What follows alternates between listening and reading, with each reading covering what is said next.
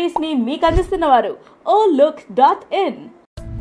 2015లో ప్రపంచం ఒక అద్భుతం చూసింది. అప్పటి వరకు ఉన్న యాపిల్, సామ్సంగ్ మార్కెట్లను ఒక కంపెనీ ఒక్కసారిగా వెనక్కు నెట్టి ముందుకు వెళ్ళింది. డెబ్యూలోనే టాప్ మొబైల్ కంపెనీలను దాటుకుని మొబైల్ ఇండస్ట్రీలో సంచలనంలా నిలిచింది. లాంచ్ అయిన రోజు నుండి రేట్లు ఎక్కువగా ఉన్న పెద్ద బ్రాండ్ మొబైల్లకు థ్రెట్ లాగా నిలిచింది. ఇలాంటి టెక్నాలజీని చూసి ఆ జయాంట్ ఇండస్ట్రీస్ భయపడేలా చేసింది. ప్రపంచ మొబైల్ ఇండస్ట్రీని పూర్తిగా మారుస్తున్న ఆ మొబైల్ మరేదో కాదు, 2013లో స్టార్ట్ అయ్యి ఇప్పుడు టాప్ మొబైల్స్ లిస్ట్ లో ఉన్న చైనీస్ ప్రోడక్ట్, మనందరికీ బాగా పరిచయం ఉన్న OnePlus.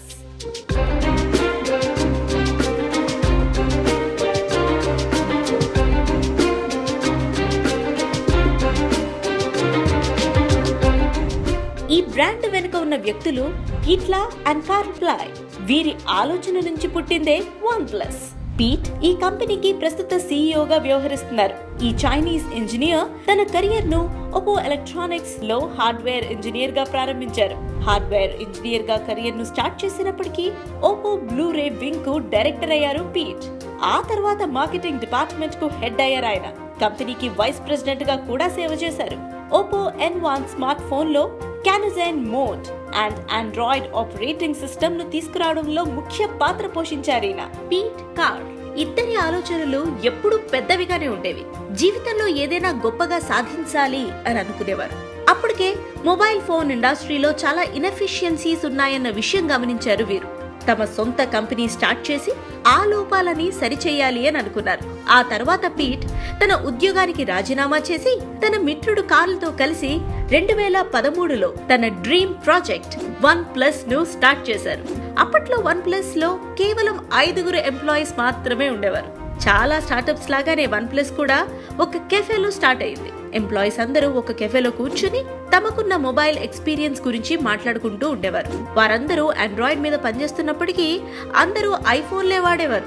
అప్పటికి వారు ఆండ్రాయిడ్ డివైసెస్ వాడకపోవడానికి కొన్ని రీజన్స్ ఉన్నాయి. Bad build quality, software problem, ఇలా చాలా ప్రాబ్లమ్స్ ను గమనించిన వీరు ఆండ్రాయిడ్ డివైసెస్ కి దూరంగా ఉన్నారు. అవే వారు తమ కంపెనీ తరఫున చెయ్యాలి అనుకున్న మార్పులు. ఆ ఆపర్చునిటీని వారు యూజ్ చేసుకున్నారు. వారు ఏవైతే మిస్ అయ్యాయి అని అనుకున్నారో వాటి మీదే ఫోకస్ చేశారు. వారు ఎలాంటి ఆండ్రాయిడ్ మొబైల్ యూజ్ చేయాలి అని అనుకున్నారో అట్లాంటి మొబైల్ నే తయారు చేయాలి అని అనుకున్నారు. ఆ వెంటనే వారు తమ కంపెనీని అనౌన్స్ చేసి ఫస్ట్ ప్రోడక్ట్ OnePlus ను స్టార్ట్ చేశారు. ప్రోటోటైప్ ను తయారు చేసేటప్పుడే ఫ్లాగ్షిప్ కిల్లర్ ను తక్కువ ప్రైస్ కే ప్రజలకు అందుబాటులోకి తేవచ్చు అన్న విషయాన్ని గమనించారు వారు. అక్కడే వారి జర్నీ స్టార్ట్ అయింది. ఆండ్రాయిడ్ మార్కెట్ కి లార్జ్ మార్కెట్ షేర్ ఉన్నా కూడా ఎక్కువ మంది ఐఫోన్లు తీసుకోవడం వెనుక ఉన్న ఒకే రీజన్, వారు తమ ప్రోడక్ట్ పైన తీసుకునే కేర్ మాత్రమే. ఆండ్రాయిడ్ మేకర్స్ ప్రజలను తమ వైపు తిప్పుకోవడానికే ఫీచర్స్ ను క్రియేట్ చేస్తున్నారు, కానీ లాంగ్ టర్మ్ యూజర్స్ కోసం కాదు అని వారికి అనిపించింది. అఫోర్డబుల్ ఫ్లాగ్షిప్ కిల్లర్ ను తయారు చేయాలి అనే ఒకే ఒక మోటివ్ తో పనిచేసిన ఆ టీమ్ OnePlus ను లాంచ్ చేయడానికి రెడీ అయిపోయింది. కానీ అందరిలా తమ ప్రోడక్ట్ ను రీటైల్ స్టోర్ ద్వారా రిలీజ్ చేయాలి అని అనుకోలేదు. దానికోసం కొంచెం డిఫరెంట్ గా ఆలోచించి ఇన్వైట్ ఆన్ సిస్టమ్ ను స్టార్ట్ చేశారు.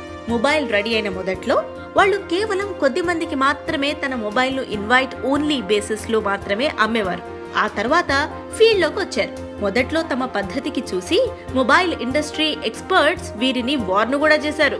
కానీ OnePlus వారి ఆలోచనల్ని తప్పు అని ప్రూవ్ చేసి పెద్ద హిట్ అయిపోయింది. ప్రజల్లో ఈ ఫోన్ మీద ఇంట్రెస్ట్ పెరిగేలా చేసి ఫ్లాగ్షిప్ కిల్లర్ గా మారిపోయింది. రిలీజ్ అయిన తర్వాత మంచి హిట్ అయిన OnePlus 2014లో ఎక్కువగా చర్చించుకున్న స్మార్ట్ ఫోన్లలో ఒకటిగా నిలిచింది. 2014 చివరికల్లా 1.5 మిలియన్ మొబైల్స్ ను అమ్మి తమ టీం ఈ ప్రోడక్ట్ మీద పెట్టుకున్న నమ్మకాన్ని నిలబెట్టుకుంది OnePlus.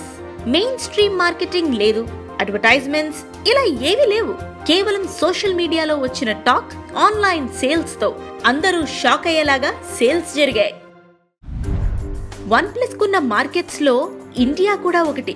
OnePlus ఇండియాలో మంచి క్రేజ్ ని సంపాదించుకుంది. మిగతా బిజినెస్ లాగే OnePlus కు కూడా కొన్ని టెన్షన్స్ తప్పలేదు. మైక్రోమాక్స్ OnePlus పై వేసిన కేసు వల్ల ఢిల్లీ హైకోర్టు ఈ ఫోన్ ను ఇండియాలో బ్యాన్ కూడా చేసింది. క్యానోజన్ మోడ్ ఉన్న ఫోన్ ను ఇండియాలో అమ్మే రైట్ కేవలం మైక్రోమాక్స్ కే ఉందని వేసిన కేసు నుండి 2014లో OnePlus బయటపడింది.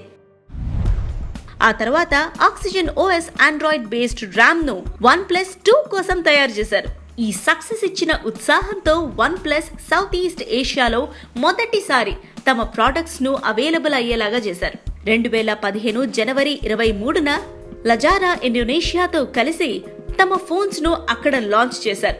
తమ కంపెనీలో బాగా సక్సెస్ అయిన OnePlus 2 ను అక్కడ లాంచ్ చేయడం జరిగింది. 2016లో ఈ మొబైల్ ఫ్లాగ్షిప్ కిల్లర్ గా పేరు తెచ్చుకుంది. సెకండ్ జనరేషన్ OnePlus ఫోన్ల మీద అక్కడ మంచి ఎక్స్పెక్టేషన్స్ స్టార్ట్ అయ్యే రేంజ్ లో హైప్ క్రియేట్ చేశారు. వారి సేల్స్ పెరుగుతున్న కొద్దీ OnePlus మేకర్స్ తమ ప్రోడక్ట్ ను ప్రపంచం మొత్తం ఎక్స్పాండ్ చేయడం మొదలుపెట్టారు. OnePlus 3 తయారు చేసిన తర్వాత వారు తమ సేల్స్ ను ఆపేయాల్సిన పరిస్థితులు కూడా వచ్చాయి. ఇదే పరిస్థితి OnePlus 3 టీమ్ కి కూడా ఎదురైంది. కానీ OnePlus 3 టీమ్ ఆండ్రాయిడ్ డివైస్ల పరిస్థితిని పూర్తిగా మార్చేసింది. అఫోర్డబుల్ ప్రైస్ కే మంచి స్పెసిఫికేషన్స్ ను ప్రజలకు అందించారు. కొన్ని సంవత్సరాల క్రితం అసలు లేదు ఈ కంపెనీ. సడన్ గా అప్పటి వరకు ఉన్న పెద్ద పెద్ద కంపెనీలను దాటేసి ముందుకెలా వచ్చింది? సింపుల్, వారికున్న స్ట్రాంగ్ విజన్, వారి డిప్లాయ్మెంట్ ప్లాన్, ఈ రెండు వారిని ఉన్నత శిఖరాలకు చేర్చాయి.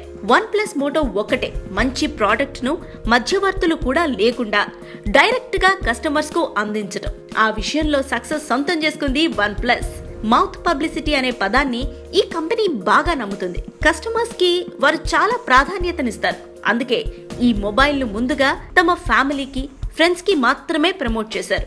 Best quality materials, latest hardware మాత్రమే తమ డివైస్ కోసం యూస్ చేశారు.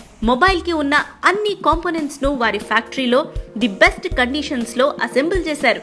OnePlus వరకు ఒక మంచి ప్రోడక్ట్ కి మార్కెటింగ్ అవసరం లేదు. ఇప్పుడున్న సోషల్ మీడియా వల్ల పెద్ద ప్రోడక్ట్స్ కూడా వారి నాణ్యత లేని ఫోన్స్ ను దాచలేకపోతున్నారు. కస్టమర్స్ తమ దగ్గరున్న టెక్నాలజీతో తమకు నచ్చిన బెస్ట్ ఆప్షన్ ను సెలెక్ట్ చేసుకోగలుగుతున్నారు. స్మార్ట్ ఫోన్స్ కాస్ట్ ఎక్కువగా ఉండటానికి రీజన్స్ లేవు. OnePlus ప్రూవ్ చేసింది. ఫర్ ఎగ్జాంపుల్, iPhone 6s ధర 49,000, Samsung S7 ధర 55,000. రెండు చాలా మంచి ఫోన్లే, కానీ కేవలం వాటి బ్రాండ్ కోసమే మనం ఎక్స్ట్రా డబ్బులు ఇస్తున్నాం. ఈ కంపెనీ తమ నెక్స్ట్ ఫ్లాగ్షిప్ ను లాంచ్ చేసింది.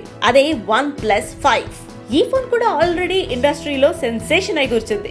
ఈ ఫోన్ ఇప్పటి వరకు మార్కెట్ లో ఉన్న స్మార్ట్ ఫోన్లను అన్నిటినీ దాటేసింది. క్వాలిటీ, స్పెసిఫికేషన్స్, ఇలా ప్రతి విషయంలోనూ మిగతా మొబైల్స్ కంటే పైనే ఉంది OnePlus 5. ఈ ఫోన్ తమ ముందు వర్షన్స్ కంటే కూడా అడ్వాన్స్డ్ గా ఉంది.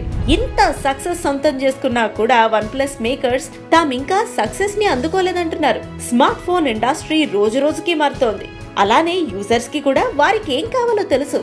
కానీ OnePlus మాత్రం కస్టమర్స్ కి ఎప్పుడు బెస్ట్ ప్రొడక్ట్స్ ను ఇవ్వడం కోసం స్మార్ట్ ఫోన్ ఇండస్ట్రీలోనే సరికొత్త మార్పును ఎప్పటికప్పుడు తెస్తోంది అని అంటున్నారు. ఇది OnePlus సక్సెస్ స్టోరీ. అయితే మీకు కూడా మీ ఫేవరెట్ ఆంట్రప్రెన్యూర్ యొక్క స్టార్టప్ స్టోరీ తెలుసుకోవాలనుందా? మరి ఈ వీడియో కింద కామెంట్స్ ద్వారా మీ విష్ ని చెప్పండి. అది తీర్చే ప్రయత్నం మేము చేస్తాం. అలాగే మా ఈ వీడియోని లైక్ చేయండి, షేర్ చేయండి. మా ఈ ఛానల్ ని తప్పకుండా సబ్స్క్రైబ్ చేసుకోండి.